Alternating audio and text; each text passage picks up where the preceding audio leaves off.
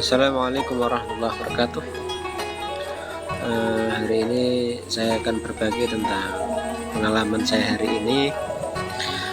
Saya bertemu dengan seseorang yang disitu bincang-bincang tentang keluarganya karena habis pulang ke kampung ya. Saya tanya, kenapa ibu saya sakit? Dan saya tanya-tanya, ternyata itu ibunya sakit kista. Ini sudah kemoterapi yang ke-12 atau 10 tadi itu. Kemudian saya tanya, minumnya apa mbak obatnya? Ya minumnya air putih pak.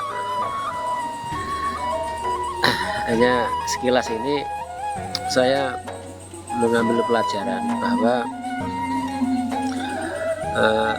perlunya belajar tentang ilmu kesehatan, terutama di makanan herba yang ada di sekitar kita yang bisa membantu untuk penyembuhan sakit-sakit yang diderita. Untuk penyakit kanker atau penyakit kista atau tumor, ini kan istilahnya karena sel abnormal. Kok bisa sel abnormal? Sel itu kan sebenarnya harusnya misalnya di tangan ya segitu-gitu aja, tetapi kalau sel itu sudah abnormal maka sel ini akan tumbuh percepatan dan tumbuhnya tidak melampaui batas karena sel abnormal di atas normal ya istilahnya. Ini kenapa? Ini perlu dipelajari juga. Kalau saya dari pelajaran yang saya pahami adalah rata-rata orang punya sakit kanker, tumor, kista dan lain-lain itu adalah karena biasanya wanita, kemudian salah satu kalau dari segi emosi psikis itu menyimpan emosi yang lama, entah itu dendam, amarah, entah itu kesedihan, entah itu secara emosi. Kemudian dari segi makanan, memang di budaya kehidupan kita itu makan itu kalau nggak rasanya gurih banget itu memang nggak nikmat ya. Jadi kita itu terbiasa memakan atau membuat masakan itu dengan bumbu-bumbu yang mengandung perasa, pewarna, biasanya perasa sapi, perasa ayam dan lain-lain. Ini dari pembelajaran yang saya kaji selama ini adalah termasuk hal-hal yang bisa memicu sel-sel abnormal. Kenapa? Karena itu tidak bisa dicerna oleh sel kita. Contoh begini, kita motor itu kan minumnya bensin ya, warnanya pertalit, warnanya keungu-unguan. Kemudian kita buat air, kemudian kita warnanya mirip seperti pertalit. Kemudian kita masukkan ke motor, apa yang terjadi? Kalau itu kita masukkan satu tetes, maka akan rusak perlahan-lahan. Tapi kalau kita memasukkannya over, berlebih, maka akan semakin percepatannya rusak akan semakin parah, semakin cepat.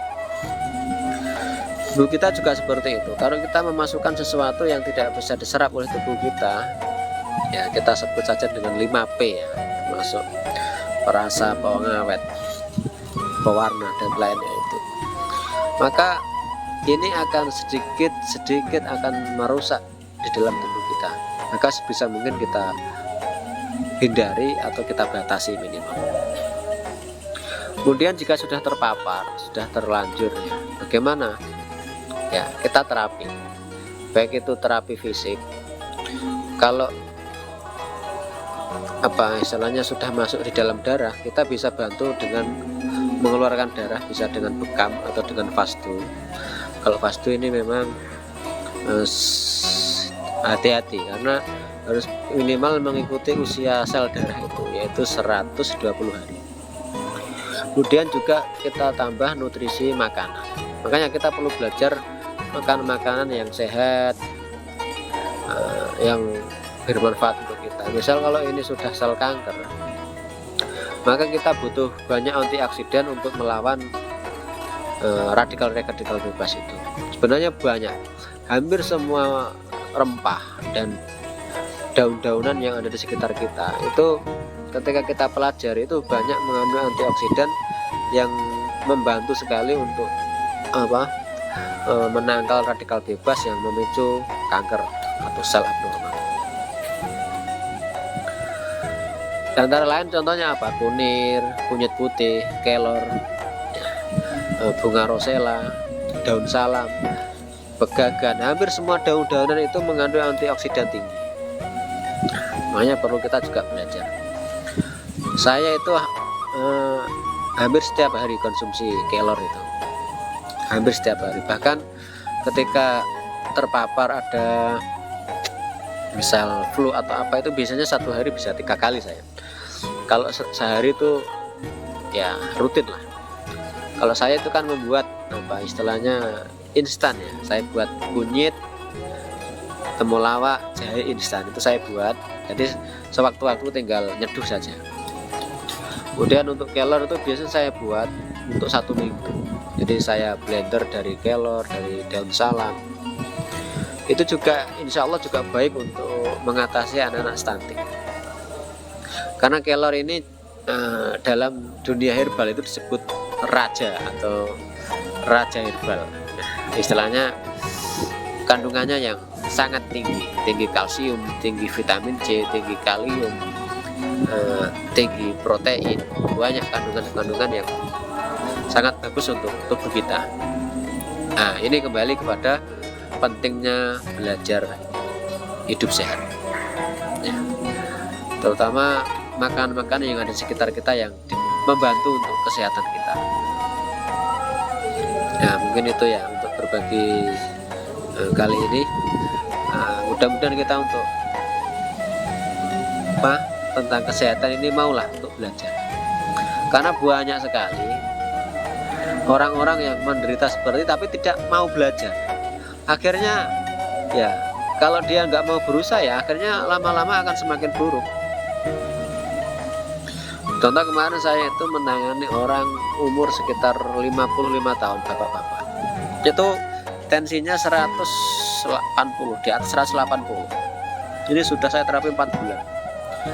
Ternyata ketika saya tanya, Pak, minum obatnya apa? Dia itu anti medis, anti obat-obatan. Tapi ketika saya tanya terus minumnya apa, Pak? Itu daun salam. Terus berapa hari? 1 bulan, kadang 2 kali. Nah, artinya sangat kurang sekali. Jadi kalau memang memakai herbal harus belajar ilmunya, terus harus rutin. Kalau hanya 1 bulan 2 kali ya sangat kurang. Jadi ini intinya adalah semangat untuk belajar. Man arada dunia maka siapa yang menghendaki kehidupan dunia maka fa'alai bi ilmin, harus dengan ilmu. Begitu pula orang yang mencari kehidupan akhirat harus dengan ilmu juga.